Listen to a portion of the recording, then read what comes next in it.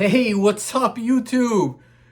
Awesome day today. So happy to be here. The sun is shining and I am excited. I am launching my first video for this new channel here, and this is FightComments at The Real Boxing Story.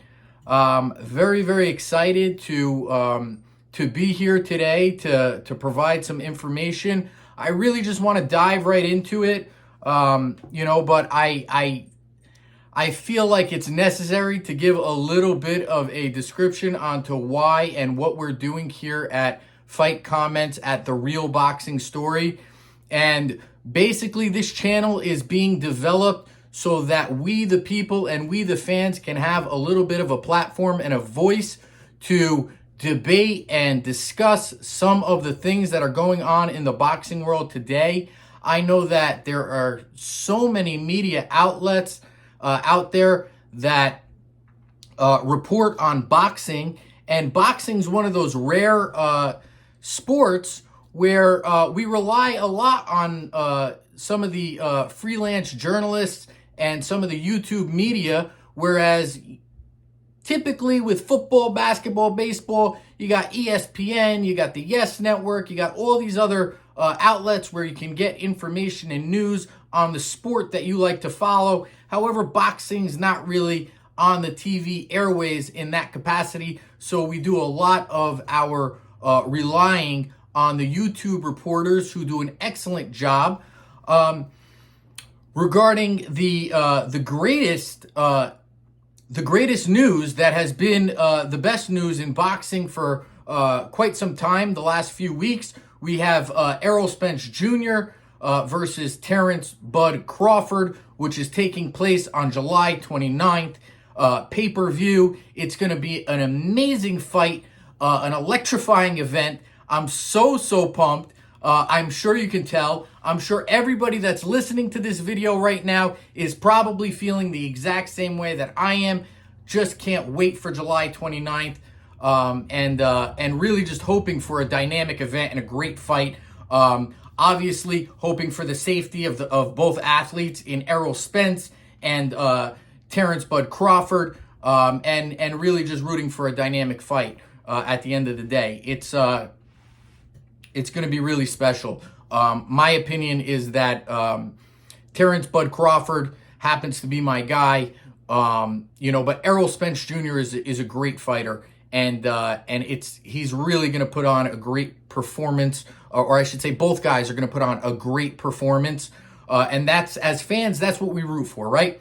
So I wanted to just dive into it because I feel like the media is really projecting the size of Errol Spence Jr. Over Terence Crawford, and I'm kind of seeing it from a different angle. My honest and professional opinion, I do have quite a bit of knowledge in this sport. I've been involved for over 15 years at a very high level. So, I mean, I'll give it a crack, and hopefully, you guys can hear what I have to say, and definitely comment on it. This channel, we're going to really try to promote discussion and debates with fights, and I think it's going to be a really fun platform. But just to dive right into it, with regards to the fight itself, Errol Spence Jr., bigger guy, substantially bigger guy, and it can really be looked at in a few different lights. You got Spence, who's probably at the the pinnacle of his career, or approaching it, if he's not yet there. But he's fighting at 147, right? So at near 6 foot, to cut down to 147, man, that takes a lot out of you, So you got to look at that a little bit, right? But he's a young guy, so maybe it's not too difficult for him to make 147 at the moment, But I would expect him to move up to 154 pretty soon, if not at the end of this fight. That being said, we're talking about his range, right? Definitely got the range over Crawford. Not by much, but, he's taller, he's longer, so he's going to be able to impose that range. The next thing that I want to kind of bring up about Errol Spence is that volume. Everybody's talking about volume. Volume against what? Volume against Terence Crawford? A guy with the heaviest hands that you've ever faced? I don't know about this. So you can walk in on a Chris Algieri. You can walk in on a Mikey Garcia. You can walk in on an Ordanius Ugas. You're not going to walk in on a Terence Bud Crawford. That being said, I feel like that really changes the dynamic of the fight because Errol Spence's style is that of a boxer puncher. He banks a lot on his power, and he's banking a lot on the fact that he's going to be able to overwhelm Crawford. And I think a lot of the media are really banking on that factor as well. Terence Bud Crawford, look at him. Ring IQ, switch hitter, super athletic, able to make adjustments in the ring. I mean, he's not that much smaller than Spence. Spence has him by a few inches. I think Crawford's maybe 5'8". We've seen Crawford against bigger guys before. He adjusts. He adjusts. I think that we're really undercutting Terence Crawford with saying Spence is the bigger guy. He's the stronger guy. He's been able to walk down opponents in the past. So this is going to be no difference. He's still going to remain the boogeyman. I don't think so. I think the boogeyman is going to be hiding under the bed by the end of the fight if it makes it to 12 rounds. I won't. I don't doubt that there's going to be a knockout in favor of Terence Bud Crawford. I think that he could knock out Errol Spence.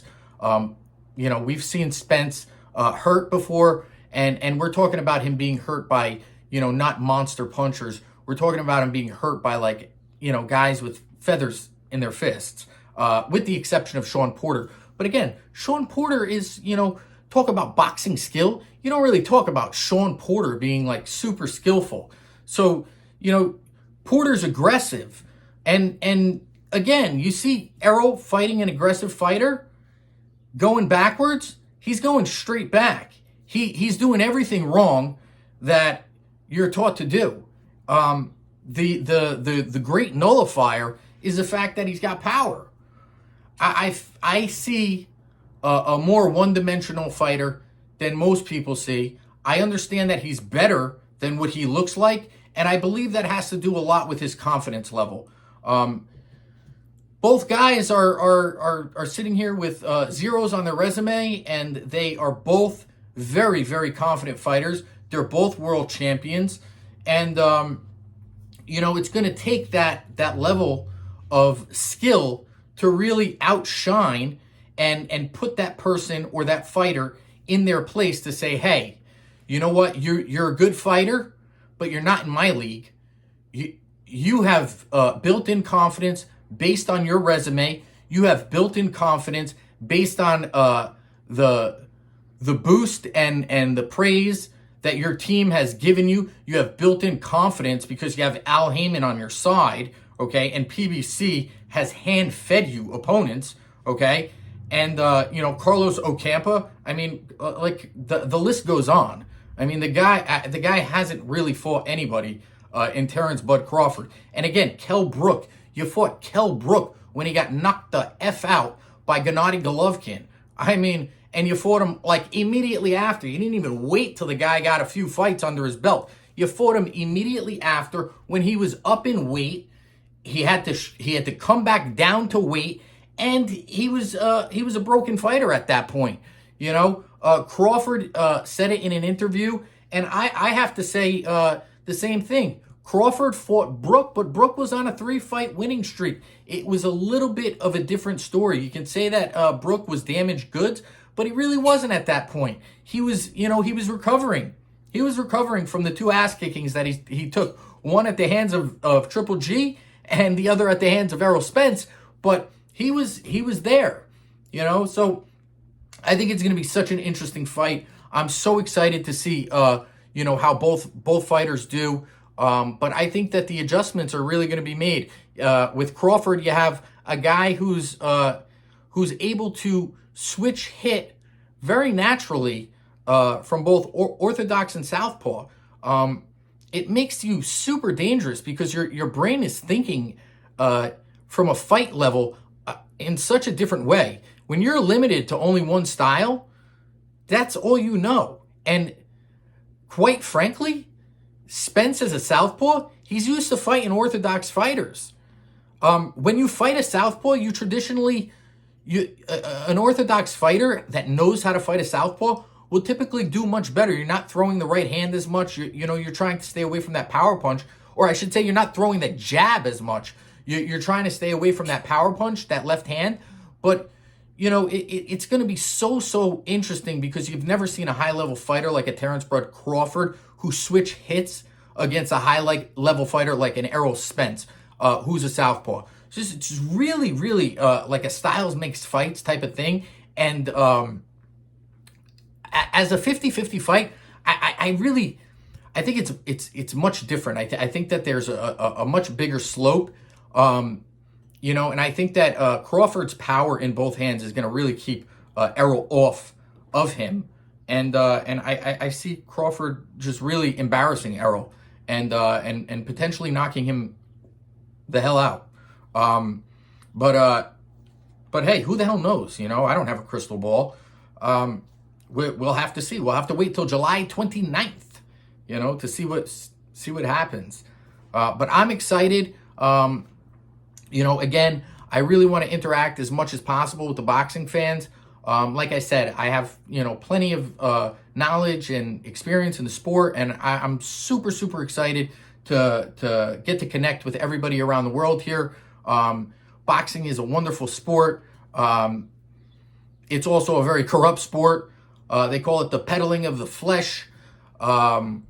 We are going to see some interesting stuff on the 29th, and we hopefully are able to kick this channel off on the right foot and get a lot of buzz going so that we can speak about a lot of interesting topics within the sport of boxing itself.